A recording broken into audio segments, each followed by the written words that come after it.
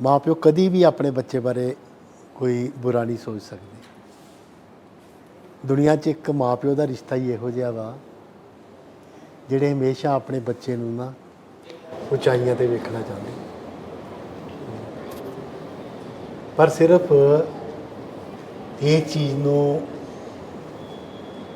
मान लेना सफिशिएंट नहीं हुंदा, पूरा नहीं हुंदा, ਉਹਦੇ बदले काम ही करना पैंदा। मैं एक पढ़दा पिया सी भी पुराने टाइम दे विच ना ਜਿਹੜੇ राजे सी ना राजे वो अपने राजकुमार नूं गुरुकुल च भेजदे हुंदे सी। 3 साल 5 साल वास्ते ना गुरुकुल का एक एप्रोप्रिएट पीरियड हुंदा सी भी इस तो बाद गुरुकुल च जाऊगा ते जाके की करूगा, ट्रेनिंग करूगा ते तद तक गुरुकुल च रहूगा जब तक इनू पास होने का सर्टिफिकेट गुरु नहीं देता। वो कुछ पीरियड किसी का कोई 3 साल सी, कोई 4 साल सी, 5 साल सी, 6 साल सी, 10 साल भी लग जाते सी। वो इस करके ਉਹਦੇ ਵਿੱਚ ਕੀ ਹੁੰਦਾ ਸੀ, ਉਹਦੇ ਵਿੱਚ ਇਹ ਹੁੰਦਾ ਸੀ ਉਹਨੂੰ ਆਪੇ ਅਰਨਿੰਗ ਕਰਨੀ ਪੈਂਦੀ ਸੀ, ਆਪੇ ਉਹ ਇੱਟਾਂ ਦੀ ਛੋਟੀ ਜਿਹੀ ਗਿੱਠੀ ਬਣਾਉਂਦਾ ਸੀ, ਆਪੇ ਰੋਟੀ ਬਣਾਉਂਦਾ ਸੀ, ਆਪੇ ਮੌਸਮ ਦੀ ਮਾਰ ਸਹਿਣ ਕਰਦਾ ਸੀ। ਜੋ ਮਤਲਬ ਸੀ ਨਾ ਉਹਨੂੰ ਦੁੱਖ ਦਰਦ ਸਹਿਣਾ ਸਿਖਾਉਂਦੇ ਸੀ ਤਾਂ ਕਿ ਕੱਲ੍ਹ ਨੂੰ ਉਹਨੇ ਰਾਜਕੁਮਾਰ ਬਣਨਾ ਵਾ ਅਤੇ ਉਹਦੀ ਕਪੈਸਿਟੀ ਬਣ ਜੇ ਵੀ ਉਹ ਆਪਣੇ ਰਾਜ ਨੂੰ ਚੰਗੀ ਤਰ੍ਹਾਂ ਸਾਂਭ ਸਕੇ। ਹੁਣ ਮਨਸ਼ਾ ਤਾਂ ਸਾਡੀ ਵੀ ਇਹੀ ਆ, ਮਨਸ਼ਾ ਤਾਂ ਸਾਡੀ ਵੀ ਇਹੀ ਆ, ਪਰ ਕੀ ਅਸੀਂ ਆਪਣੇ ਬੱਚੇ ਨੂੰ ਗੁਰੂਕੁਲ 'ਚ ਭੇਜਦੇ ਹਾਂ? ਨਹੀਂ ਭੇਜਦੇ। ਸਾਡੇ ਕੋਲ ਆਪਣੇ ਬੱਚੇ ਦੀ ਤਕਲੀਫ ਵੇਖੀ ਨਹੀਂ ਜਾਂਦੀ। ਅਸੀਂ ਆਪਣੇ ਬੱਚੇ ਨੂੰ ਨਾ ਆਪਣੇ ਮੋਹ ਕਰਕੇ ਜਾਂ ਆਪਣੀ ਈਗੋ ਕਰਕੇ, ਆਪਣੇ ਕਰੈਕਟਰ ਫਲਾ ਕਰਕੇ ਨਾ ਆਪਣੇ ਬੱਚੇ ਨੂੰ ਆਪਣੇ ਜੋਗਾ ਹੀ ਰੱਖਦੇ ਹਾਂ। ਸਾਨੂੰ ਮਤਲਬ ਕਿ ਅਨਕੌਂਸ਼ੀਅਸਲੀ ਆਪਣੇ ਜੋਗਾ ਰੱਖਦੇ ਹਾਂ ਵੀ ਇਹ ਸਾਡੇ ਜੋਗਾ ਹੀ ਰਵੇ, ਇਹਨੂੰ ਸਾਡੀ ਲੋੜ ਮਹਿਸੂਸ ਹੁੰਦੀ ਰਵੇ ਤੇ ਸਾਡੇ ਲਾਗੇ ਲਾਗੇ ਰਵੇ। ਸਾਡੇ ਲਾਗੇ ਲਾਗੇ ਰਹੇਗਾ ਨਾ ਤੇ ਇਹਦੇ ਨਾਲ ਨਾ ਸਾਡੀ ਤਸੱਲੀ ਰਹੇਗੀ, ਸਾਡੀ ਈਗੋ ਕਾਇਮ ਰਹੇਗੀ ਵੀ ਸਾਨੂੰ ਵੀ ਕੋਈ ਕਿਸੇ ਨੂੰ ਸਾਡੀ ਲੋੜ ਹੈਗੀ ਆ। ਇਹ ਚੀਜ਼ ਖਾਸ ਕਰਕੇ ਮਾਵਾਂ 'ਚ ਬਹੁਤ ਹੈ। ਮੈਂ ਆਪਣੇ ਘਰ ਵੀ ਦੇਖਦਾ ਜੀ, ਆਪਣੇ ਘਰ ਵੀ ਦੇਖਦਾ ਰਿਹਾ। ਆਹ ਜਿਹੜੀ ਚੀਜ਼ ਆ ਨਾ ਇਹ ਬੱਚੇ ਨੂੰ ਵੀ ਗਰੋਥ ਨਹੀਂ ਹੋਣ ਦਿੰਦੀ। ਤੁਸੀਂ ਆਮ ਕਰਕੇ ਦੇਖ ਲਓ, ਮਾਂ ਸਾਰੇ ਉਹ ਕੰਮ ਬੱਚੇ ਦੇ ਕਰਦੀ ਆ ਜਿਹੜੇ ਕੰਮ ਬੱਚਾ ਆਪ ਕਰ ਸਕਦਾ। ਕਦੀ ਵੀ ਨਹੀਂ। ਸਾਨੂੰ ਤਕਲੀਫ ਬੜੀ ਹੁੰਦੀ ਆ, ਸਾਡੇ ਬੱਚੇ ਨੂੰ ਕੋਈ ਛੋਟੀ ਜਿਹੀ ਪ੍ਰੋਬਲਮ ਆ ਜਾਏ ਨਾ ਮਤਲਬ ਕਿ ਬਹੁਤ ਤਕਲੀਫ ਹੁੰਦੀ ਆ। ਅਸੀਂ ਮਤਲਬ ਕਿ ਉਹੋ ਜਿਹੀਆਂ ਮਾਵਾਂ ਬੈਠੀਆਂ ਇੱਥੇ ਜਾਂ ਮਤਲਬ ਕਿ ਇਹੋ ਜਿਹੇ ਪਿਓ ਆ ਜਿਨ੍ਹਾਂ ਨੇ ਆਪਣੇ ਬੱਚੇ ਨੂੰ ਕੁਛੜੋਂ ਲਾਇਆ ਹੀ ਨਹੀਂ, ਕੁਛੜੋਂ ਨਹੀਂ ਲਾਇਆ। ਜੇ ਤੁਸੀਂ ਬੱਚੇ ਨੂੰ ਕੁਛੜੋਂ ਨਹੀਂ ਲਾਓਗੇ ਤਾਂ ਉਹਦੀ ਮੈਂਟਲ ਗਰੋਥ ਹੋਣੀ ਨਹੀਂ। ਹੁਣ ਜੇ ਉਹ ਤੁਰਨਾ ਨਹੀਂ ਸਿੱਖੇਗਾ ਤੇ ਰਿੜਨਾ ਨਹੀਂ ਸਿੱਖੇਗਾ, ਤੁਰਨਾ ਨਹੀਂ ਸਿੱਖੇਗਾ, ਉਹਨੂੰ ਠੇਡੇ ਨਹੀਂ ਲੱਗਣਗੇ, ਉਹਨੂੰ ਸੱਟ ਨਹੀਂ ਲੱਗੇਗੀ, ਉਹਨੂੰ ਤੁਰਨਾ ਕਿਸ ਤਰ੍ਹਾਂ ਆਏਗਾ? ਉਹਨੂੰ ਤੁਰਨਾ ਨਹੀਂ ਆ ਸਕਦਾ। ਤੁਸੀਂ ਕਿੰਨਾ ਕੁ ਚਿਰ ਉਹਨੂੰ ਕੁੱਛੜ ਚੁੱਕ ਕੇ ਰੱਖੋਗੇ? ਇੱਕ ਦਿਨ ਤੁਸੀਂ ਥੱਕ ਜਾਓਗੇ। ਇਹ ਤੁਸੀਂ ਨਿਵਲਿੰਗ ਕਰਤੀ ਤੇ ਬਾਅਦ 'ਚ ਫਿਰ ਤੁਸੀਂ ਉਹਨੂੰ ਕਹਿੰਦੇ ਜਾ ਦਫਾ ਹੋ। और जब थक जाओगे तो क्या करोगे, है ना? मतलब या प्रोवोक करेंगे और बच्चा तो गिर जाएगा। हाँ, तू खा खा के मोटा होया, तू भार ही बड़ा ਵਧਾਇਆ। ਦੱਸ ਤੈਨੂੰ ਭਾਰ ਦਾ ਕਿਸ ਤਰ੍ਹਾਂ ਪਤਾ ਲੱਗਾ? ਕਿਉਂਕਿ ਤੂੰ ਚੁੱਕ ਕੇ ਰੱਖਿਆ ਉਹਨੂੰ। ਗੱਲ ਸਮਝੋ। ਇਸੇ ਤਰ੍ਹਾਂ ਹੀ ਸਾਰਾ ਇਹ ਸਿਨੈਰੀਓ ਇਸੇ ਤਰ੍ਹਾਂ ਹੀ ਹੈ ਸਾਰਾ। ਮੈਂ ਆਪਣੇ ਘਰ ਵੀ ਸਾਰੀ ਚੀਜ਼ ਐਕਸਪੀਰੀਅੰਸ ਕੀਤੀ ਹੈ। ਕਿਉਂਕਿ ਤੁਸੀਂ ਜਿਸ ਤਰ੍ਹਾਂ ਬੱਚੇ ਨੂੰ ਆਪਣੇ ਨੂੰ ਰੱਖਿਆ ਨਾ, ਜਿਸ ਤਰ੍ਹਾਂ ਤੁਸੀਂ ਇਹਦੀ ਨਰਚਰਿੰਗ ਕੀਤੀ ਆ, ਜਿੰਨਾ ਤੁਸੀਂ ਉਹਦੇ ਮੋਹ 'ਚ ਫਸੇ ਜੇ, ਜਾਂ ਮਾਂ ਨੂੰ ਆਪਣੀ ਈਗੋ ਆ ਵੀ ਮੈਂ ਐਕਸਟਰਾ ਆਰਡੀਨਰੀ ਮਾਂ ਵਾਂ ਅਤੇ ਇਹਨੂੰ ਮੈਂ ਬਣਾ ਲੈਣਾ। ਇਹ ਵੀ ਇੱਕ ਮਾਵਾਂ ਨੂੰ ਬੜੀ ਗਲਤ ਫਹਿਮੀ ਹੁੰਦੀ ਵੀ ਅਸੀਂ ਇੱਕ ਨਾ ਐਕਸਟਰਾ ਆਰਡੀਨਰੀ ਮਾਂ ਵਾਂ, ਮੈਂ ਨਵੇਕਲੀ ਮਾਂ ਵਾਂ ਜਾਂ ਨਵੇਕਲਾ ਪਿਓ ਆ ਅਤੇ ਮੈਂ ਨਾ ਆਪਣੇ ਪੁੱਤਰ ਨੂੰ ਆਪਣੇ ਬੱਚਿਆਂ ਨੂੰ ਕਰ ਨਹੀਂ ਕਰ ਸਕਦੇ। ਉਹ ਸਾਰੇ ਸਕਿੱਲ ਸਿੱਖਣੇ ਹੁੰਦੇ ਆ। ਤੇ ਜੇ ਅਸੀਂ ਬੱਚੇ ਨੂੰ ਕੋਈ ਪ੍ਰੋਬਲਮ ਹੀ ਨਾ ਆਉਣ ਦੇਵਾਂਗੇ ਤਾਂ ਉਹ ਸਕਿੱਲ ਕਿਸ ਤਰ੍ਹਾਂ ਸਿੱਖੇਗਾ? ਦੱਸੋ। ਜੇ ਬੱਚੇ ਨੂੰ ਅਸੀਂ ਖੁੱਲ੍ਹਾ ਨਹੀਂ ਛੱਡਾਂਗੇ, ਮਤਲਬ ਕਿ ਚਲੋ ਆਪਣੀ ਸੁਪਰਵਿਜ਼ਨ ਦੇ ਵਿੱਚ ਹੀ ਥੋੜ੍ਹਾ ਜਿਹਾ ਉਹਨੂੰ ਰਿੜਨ ਦਿਓ, ਕੋਈ ਗੱਲ ਨਹੀਂ। ਇੱਕ ਦੋ ਵਾਰੀ ਡਿੱਗੂਗਾ, ਉਹਨੂੰ ਪਤਾ ਲੱਗ ਜਾਏਗਾ। ਇੱਕ ਅੱਧੀ ਵਾਰੀ ਉਹ ਅੱਗ ਨੂੰ ਹੱਥ ਲਾਏਗਾ, ਫਿਰ ਤੁਹਾਡੇ ਕਹਿਣ ਦਾ ਨਹੀਂ ਉਹਨੇ ਹਟਣਾ। ਪਰ ਇੱਕ ਅੱਧੀ ਵਾਰੀ ਸੇਕ ਲੱਗੇਗਾ ਤੇ ਫਿਰ ਉਹ ਕਹੇਗਾ ਵੀ ਅੱਗ ਲੱਗੇ ਨਹੀਂ ਜਾਂਦਾ। ਸਮਝਾਉਣ ਨਾਲ ਚੀਜ਼ਾਂ ਨਹੀਂ ਹੋਣੀਆਂ, ਸਮਝਾਉਣ ਨਾਲ ਨਹੀਂ ਹੋਣੀਆਂ। ਅਸੀਂ ਬੱਚੇ ਨੂੰ ਨਾ ਆਪਣੇ ਜੋਗਾ ਕਰਕੇ ਰੱਖਦੇ मैं अपने एक्सपीरियंस ਨਾਲ ਗੱਲ ਕਰਦਾ ਪਿਆ, ਆਪਣੇ ਲਾਗੇ ਆਪਣੇ ਜੋਗਾ ਹਰ ਚੀਜ਼ ਤੇ ਆਪਣੇ ਤੇ ਡਿਪੈਂਡ ਕਰ ਦੇਣਾ। ਅਸੀਂ ਬਹੁਤ ਮੋਹ ਦਿਖਾਉਂਦੇ ਆ, ਅਸੀਂ ਸਮਝਦੇ ਆ ਵੀ ਜੇ ਅਸੀਂ ਇਹੋ ਜਿਹਾ ਬਿਹੇਵੀਅਰ ਕਰਾਂਗੇ ਨਾ ਤੇ ਫਿਰ ਬੱਚਾ ਸਾਡੇ ਆਖੇ ਰਹੇਗਾ, ਸਾਡੇ ਕੰਟਰੋਲ 'ਚ ਰਹੇਗਾ, ਸਾਡੀ ਹਰ ਗੱਲ ਮੰਨੇਗਾ। ਪਰ ਇਸ ਤਰ੍ਹਾਂ ਨਹੀਂ ਹੁੰਦਾ, ਰਿਐਲਿਟੀ 'ਚ ਇਸ ਤਰ੍ਹਾਂ ਨਹੀਂ ਹੁੰਦਾ। ਉਹਦੇ ਵਾਸਤੇ ਸਭ ਤੋਂ ਬੱਚੇ ਨੇ ਉਹ ਸਿੱਖਣਾ ਵਾ ਜੋ ਘਰ ਦੇ ਵਿੱਚ ਬਿਹੇਵੀਅਰ ਐਕਸ਼ਨ 'ਚ ਆਉਂਦਾ, ਬੱਚੇ ਨੇ ਉਹ ਸਿੱਖਣਾ। ਬੱਚੇ ਨੇ ਉਹ ਕਦੀ ਨਹੀਂ ਸਿੱਖਣਾ ਜੋ ਤੁਸੀਂ ਉਹਨੂੰ ਕਹਿ ਰਹੇ ਜੀ। ਫਿਰ ਸਭ ਤੋਂ ਵੱਡਾ ਲੋਸ ਕੀ ਹੁੰਦਾ, ਜਦੋਂ ਅਸੀਂ ਉਹਦੀ ਓਵਰ ਪ੍ਰੋਟੈਕਸ਼ਨ ਦਾ ਨਰਚਰਿੰਗ ਕਰਦੇ ਹਾਂ, ਅਸੀਂ ਤੇ ਉਹਨੂੰ ਕਰਤਾ, ਹਰ ਚੀਜ਼ ਵਾਸਤੇ ਮਾਫ ਕਰਤਾ, ਹਰ ਚੀਜ਼ ਵਾਸਤੇ ਫੋਰਗਿਵ ਕਰਤਾ, ਉਹਨਾਂ ਲਾਡ ਪਿਆਰ ਕਰ ਲਿਆ। ਪਰ ਕੱਲ੍ਹ ਨੂੰ ਜਦੋਂ ਦੁਨੀਆ 'ਚ ਜਾਏਗਾ ਫਿਰ ਦੱਸੋ ਦੁਨੀਆ ਬਖਸ਼ੇਗੀ ਉਹਨੂੰ? ਦੁਨੀਆ ਨੇ ਕਦੀ ਵੀ ਨਹੀਂ ਬਖਸ਼ਣਾ। ਫਿਰ ਅਸੀਂ ਕਹਿਣਾ ਦੇਖੋ ਜੀ ਲੋਕੀ ਬੜੇ ਕਰੂਅਲ ਹੈ, ਸਾਡੀ ਸੁਸਾਇਟੀ ਬੜੀ ਕਰੂਅਲ ਹੈ, ਲੋਕੀ ਧੋਖੇਬਾਜ਼ ਹੈ, ਚੀਟਰ ਹੈ, ਸਾਡਾ ਸਿੱਧਾ ਸਾਡਾ ਮੁੰਡਾ ਤੇ ਉਹਨੂੰ ਭੈੜੇ ਪਾਸੇ ਲਾਤਾ। और वैसे भी सर अगर हम ये इस तरह से इसको देखें कि जब एक इंसान एडिक्शन में होता है, नशा करता है, तो वो रियलिटी से एस्केप करता है ना, वो जो सच्चाई और असलियत होती है उससे हट जाता है। जैसे मान लो उसे कोई सिचुएशन फेस नहीं हो रही, वो नशा कर लेगा। अब प्रोग्राम ने क्या करना है, लाइफ तो रियल ही है ना, जो रियल है। सो ये जो प्रोग्राम बनाया साइंटिफिक एक्सपर्ट्स ने सोच के कि अब हमने पेशेंट को वापस सोसाइटी में रिहैबिलिटेट करना है, पुनर्निवास करना है। और लाइफ में पेन है, लाइफ में ट्रॉमा है, लाइफ में पेन है, लाइफ में हर तरह के लोग मिलेंगे। सो ये जो प्रोग्राम है ये स्किल्स और बल सिखाता है हमको भी और हमारे पेशेंट को भी, कि अगर तुम्हारी लाइफ में सिचुएशंस आएंगी तो तुम कैसे फेस करोगे। बिकॉज लाइफ में 2+2 4 नहीं होता है, लाइफ में अनसर्टेनिटी है, लाइफ में अनप्रिडिक्टेबिलिटी है, लाइफ में हमें बहुत सारी सिचुएशन, हम प्लान कुछ और करते हैं, होता कुछ और है।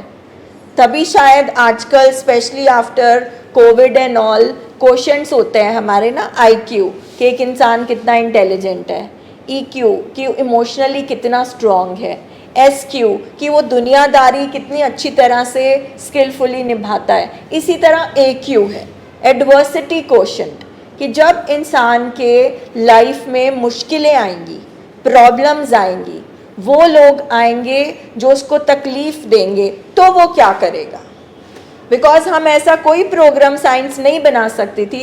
अब पेशेंट्स को अलग जंगल में जाकर तो नहीं छोड़ सकते हैं ना, उनको रहना है हमारी सोसाइटी में, और सोसाइटी में हर तरह के लोग मिलेंगे। तो ये जो प्रोग्राम है, और हम में से कोई भी परफेक्ट नहीं है। हो सकता है आज मैं ये बात बोल रही हूँ और मैं कल खुद ही ना कर पाऊँ। हाँ, मेरे को स्किल्स मैंने सीखी है, मैं उनको अप्लाई करूँगी, मैं गिरूँगी, मैं फिर उठूँगी, मैं फिर अप्लाई करूँगी। बस हम यही कर सकते हैं। सो दैट इज़ वाई जब इंसान, because they say you do addiction to escape from reality, इसका क्या मतलब है कि आपको रियलिटी फेस करना नहीं आती, तो रियलिटी को फेस करने की स्किल सिखाई जाती है। अच्छा, अब रियलिटी में अगर पेन और ट्रॉमा है, जब तक आप प्रोग्राम में पेन को नई कैपेसिटी बढ़ाओगे पेन को लेने की, तो आप रियल लाइफ में कैसे रहोगे। So pain is part of this programme. और हमें कंफर्ट जोन नहीं हमेशा ग्रो करवाता, हमें डिसकंफर्ट जोन ग्रो कराता है। कंफर्ट में तो सब कुछ हमारे अकॉर्डिंग चल रहा है, जो हमारी माइंड की कंडीशनिंग है, हमें सब कुछ वही मिल रहा है। मगर जो पेन है वो हमारी कैपेसिटीज बढ़ाता है। दैट इज वाई ये पेन जरूरी है सर। ਕੰਫਰਟ ਦੇ ਵਿੱਚ ਨਾ ਤੁਹਾਨੂੰ ਕਲੈਰਿਟੀ ਆਂਦੀ ਨਹੀਂ, ਤੁਹਾਨੂੰ ਅਸਲੀਅਤ ਦਿਸਦੀ ਨਹੀਂ। ਕੰਫਰਟ ਵਿੱਚ ਕਦੀ ਨਹੀਂ ਅਸਲੀਅਤ ਦਿਸੇਗੀ, हमेशा डिस्कम्फर्ट च पेन दे विच तानू रियलिटी नजर आए। और ये फैकल्टीज पे वर्क भी नहीं करेंगे हम लोग, दिमाग का इस्तेमाल करने की जरूरत नहीं है। हमारे में इतनी स्ट्रेंथ है, इतनी पोटेंशियल है एक इंसान में, पर क्योंकि उसको कभी एक्सरसाइज ही नहीं करने को मिली। अगर सब कुछ हैप्पी हैप्पी होगा, अगर वाइफ हमेशा यस कहती रही, अब हम अपने हस्बैंड को कहें ठीक है तुम कर लो नशा, कोई प्रॉब्लम नहीं होगी। प्रॉब्लम तो तब होगी जब नो कहा जाएगा। प्रॉब्लम तब पेशेंट को होगी जब नहीं मिलेगा उसको नशा, या उसके अकॉर्डिंग लाइफ नहीं होगी। तो ये थोड़ा समझना मुश्किल है और तकलीफ़ भी होती है कि दर्द से ही आप रिकवर करोगे, क्योंकि आप इंसान हो, आप दर्द से तो पैदा होते हो, बिना दर्द के तो आप बाहर भी नहीं निकलते दुनिया में। ਨਾਲੇ ਇਹ ਇੰਟਰਸਟਿੰਗ ਚੀਜ਼ ਹੈ ਵੀ ਦਿਮਾਗ ਦਾ ਜਿਹੜਾ ਹਿੱਸਾ ਦਰਦ ਮਹਿਸੂਸ ਕਰਦਾ ਨਾ ਉਹੋ ਹੀ ਖੁਸ਼ੀ ਮਹਿਸੂਸ ਕਰਦਾ, यस, ਦੂਜਾ ਹਿੱਸਾ ਕੋਈ ਹੈਗਾ ਹੀ ਨਹੀਂ। ਤੇ ਜਿਹੜਾ ਭੁੱਖਾ ਨਹੀਂ ਰਿਹਾ ਉਹਨੂੰ ਰੋਟੀ ਦਾ ਸਵਾਦ ਆਏਗਾ ਕਦੀ? ਆ ਹੀ ਨਹੀਂ ਸਕਦਾ, ਆ ਹੀ ਨਹੀਂ ਸਕਦਾ। ਤੁਸੀਂ ਇਹ ਨਾ ਸੋਚੋ ਵੀ ਪੇਨ ਐਂਡ ਜਿਹੜੀਆਂ ਫੈਮਲੀਆਂ ਮਤਲਬ ਕਿ ਬੱਚੇ ਵੀ ਸਾਡੇ ਵਾਸਤੇ ਨਸ਼ਾ ਬਣ ਜਾਂਦੇ, ਇਸ ਕਰਕੇ ਸਾਨੂੰ ਨਾ ਉਹਨਾਂ ਦੀਆਂ ਡੈਫੀਸ਼ੀਐਂਸੀ ਨਜ਼ਰ ਨਹੀਂ ਆਉਂਦੀਆਂ। ਸਾਨੂੰ ਜਿਹੜੀਆਂ ਉਹ ਸਾਡੇ ਘਰ 'ਚ ਹੁੰਦਾ ਨਾ ਅਸੀਂ ਉਹਨੂੰ ਐਜ਼ ਏ ਨੋਰਮਲ ਹੀ ਲੈ ਲੈਂਦੇ ਹਾਂ। ਹਾਲਾਂਕਿ ਮੀਆਂ ਬੀਬੀ ਦੇ ਵਿੱਚ ਕਿਸੇ ਵੇਲੇ ਹੋਊਗਾ, ਵਾਈਫ ਕਹਿ ਦੇਗੀ ਹਸਬੈਂਡ ਜਾਂ ਹਸਬੈਂਡ ਕਹਿ ਦੇਗਾ ਇਹਦੇ ਮੈਨੂੰ ਲੱਛਣ ਸਹੀ ਨਹੀਂ ਲੱਗਦੇ, ਉਹ ਕਹੇਗੀ ਚੁੱਪ ਕਰੋ, ਬੋਲਿਆ ਨਾ ਕਰੋ ਬਹੁਤਾ, ਜਦੋਂ ਵੇਖੋ ਮੁੰਡੇ ਦੇ ਮਗਰ ਹੀ ਪਏ ਰਹਿੰਦੇ ਜੀ। ਮਤਲਬ ਕਿ ਉਹ ਕਲੈਰਿਟੀ ਨਜ਼ਰ ਹੀ ਨਹੀਂ ਆਉਂਦੀ। ਫਿਰ ਉਹ ਬਿਮਾਰੀ ਕੀ ਕਰਦੀ ਆ, ਉਹ ਪੇਸ਼ੈਂਟ ਨੂੰ ਵਿੱਚੋਂ ਕੱਢ ਦਿੰਦੀ ਆ ਤੇ ਦੋਵੇਂ ਤਰ੍ਹਾਂ ਲੜਾ ਦਿੰਦੀ, ਬਸ ਦੈਟਸ ਓਕੇ। ਜਦੋਂ ਉਹਨੂੰ ਭੁੱਖ ਹੋਏਗੀ ਆਪੇ ਖਾ ਲੇਗਾ, ਉਹਨੂੰ ਵੀ ਤਾਂ ਕੁਛ ਕਰਨ ਦਿਓ। ਕੱਲ ਨੂੰ ਵਿਆਹ ਨਹੀਂ ਕਰਨਾ ਉਹਦਾ, ਪੜ੍ਹਾਈ ਲਿਖਾਈ ਕਰਨੀ ਆ, ਬਾਹਰ ਅੰਦਰ ਜਾਣਾ ਹੁੰਦੇ, ਫਿਰ ਕੀ ਕਰੋ, ਕਿੱਥੋਂ ਤੱਕ ਉਹਦੇ ਨਾਲ ਜਾਓਗੇ? ਸਾਰੀ ਉਮਰ ਤੁਸੀਂ ਥੋੜੀ ਬੈਠੇ ਰਹਿਣਾ ਵਾ।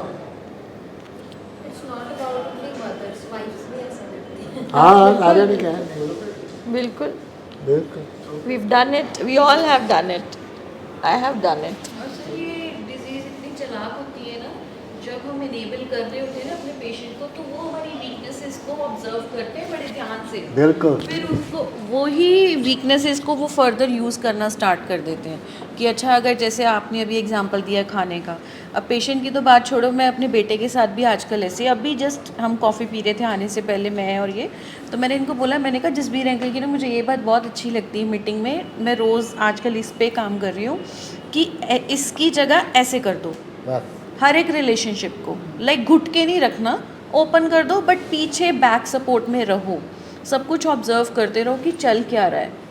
तो ये मतलब ये आज मेरी रियलाइजेशन थी। अब मैं पंचमील के साथ, बेटे के साथ भी ऐसा ही कर रही हूँ कि अच्छा ठीक है, अगर तूने अपना बैग पैक कर लिया इट्स गुड, अगर नहीं किया, now you are in second standard, you have to take responsibilities. तो फिर वो हमें भी याद दिलाता है कि जैसे कभी पापा या मैं बोलेंगे पंचमील फ्रिज में से बॉटल ला दे, बी रिस्पॉन्सिबल, क्योंकि हम उसको कह रहे हैं ना आजकल कि बी रिस्पॉन्सिबल, तो वो हमें भी ये चीज़ काफ़ी वर्क करती है, काम करती है। ਅਸੀਂ ਨਾ ਇੱਕ ਚੀਜ਼ ਤੋਂ ਬਹੁਤ ਘਬਰਾਉਂਦੇ ਆ, ਬੱਚੇ ਨੂੰ ਪੇਨ ਨਾ ਹੋਵੇ, ਉਸੇ ਪੇਨ ਤੋਂ ਉਹਨੇ ਸਿੱਖਣਾ ਹੁੰਦਾ, ਉਸੇ ਇਹੀ ਕਹਿੰਦੇ ਸਮਝਾ ਕੇ ਕੋਈ ਨਹੀਂ ਸਿੱਖਦਾ। ਮੈਂ ਤਾਂ ਨਹੀਂ ਸਿੱਖਿਆ, ਨਾ ਮੇਰਾ ਮੁੰਡਾ ਹੀ ਸਿੱਖਿਆ, ਨਾ ਮੇਰੀ ਬੇਟੀ ਸਿੱਖੀ। ਜੇ ਪ੍ਰੋਬਲਮ ਆਈ ਘਰੋਂ ਬਾਹਰ ਰਹੇ, ਮਤਲਬ ਕਿ ਰੋਟੀ ਆਪੇ ਬਣਾਉਣੀ ਪਈ, ਮਤਲਬ ਕਿ ਕਾਲਜ ਜਾਣਾ ਪਿਆ, ਦਿਹਾੜੀਆਂ ਲਾਉਣੀਆਂ ਪਈਆਂ, ਫਿਰ ਆਪੇ ਗਰੋਥ ਹੋ ਜਾਂਦੀ ਬੱਚੇ ਦੀ। ਉੱਥੇ ਕਿਹੜੀ ਗੱਲ ਬਈ, ਥੋੜ੍ਹਾ ਜਿਹਾ ਉਹਨੂੰ ਛੱਡ ਦਿਓ ਵੀ ਚੱਲ ਜਾ, ਹੁਣ ਤੂੰ ਵੱਡਾ ਹੋ ਗਿਆ, ਉੱਡ ਹੁਣ, ਉਹਦਾ ਆਲਣਾ ਨਾ ਬਣਾਓ, ਉਹਨੂੰ ਉੱਡਣਾ ਸਿਖਾ ਦਿਓ, ਬਸ ਉਹਨੂੰ ਉੱਡਣ ਦਿਓ। ਪੰਛੀ ਵੀ ਆਪਣੇ ਜਦੋਂ ਥੋੜ੍ਹੇ ਜਿਹੇ ਉਹਨਾਂ ਦੇ ਬਾਹਰ ਨਿਕਲਦੇ ਨਾ ਤੇ ਆਪਣੇ ਬੋਰਡ ਨੂੰ ਸੁੱਟ ਦਿੰਦੇ ਥੱਲੇ, ਚਲੋ ਜੀ ਜਾਓ। ਕਿਸੇ ਪੰਛੀ ਨੂੰ ਵੇਖਿਆ ਵੀ ਉਹਦੇ ਮੇਲ ਫੀਮੇਲ ਨੇ ਕਿਤੇ ਆਲਣਾ ਬਣਾਇਆ ਹੋਇਆ ਆਪਣੇ ਬੱਚਿਆਂ ਜੋਗਾ? ਵੇਖਿਆ ਤੁਸੀਂ ਕਦੀ? ਵੀ ਤੁਸੀਂ ਸਾਰੀ ਉਮਰ ਰਹਿਣਾ ਵਾ, ਤੁਹਾਨੂੰ ਇੱਕ ਆਲਣਾ ਬਣਾ ਦਈਏ, ਪਰ ਅਸੀਂ ਬਣਾਉਂਦੇ, ਤੇਰਾ ਆਲਣਾ ਗਾਂ, ਤੇਰੇ ਬੱਚਿਆਂ ਦਾ ਆਲਣਾ, ਉਹਨਾਂ ਦੇ ਬੱਚਿਆਂ ਦਾ ਆਲਣਾ, ਆਲਣੇ ਬਣਾਉਂਦੇ ਆਪ ਹੀ ਬਾਲਣ ਹੋ ਜਾਂਦੇ। ਸਾਡੀ ਮਾਨਸਿਕਤਾ ਇਹ ਕੀ ਕਰੇ, ਸਾਡਾ ਮੋਹ ਹੀ ਇੰਨਾ ਵਾ, ਅਸੀਂ ਇਹ 'ਚੋਂ ਨਿਕਲਦੇ ਹੀ। ਮੈਂ ਵੀ ਉਹਨਾਂ ਦੇ ਵਿੱਚੋਂ ਹੀ ਹਾਂ, ਪਰ ਪ੍ਰੋਗਰਾਮ ਤੁਹਾਨੂੰ ਸਿਖਾ ਦਿੰਦਾ ਵੀ ਤੂੰ ਸੈਲਫ ਕੇਅਰ ਕਰ, ਆਪਣਾ ਖਿਆਲ ਰੱਖ, ਬਸ।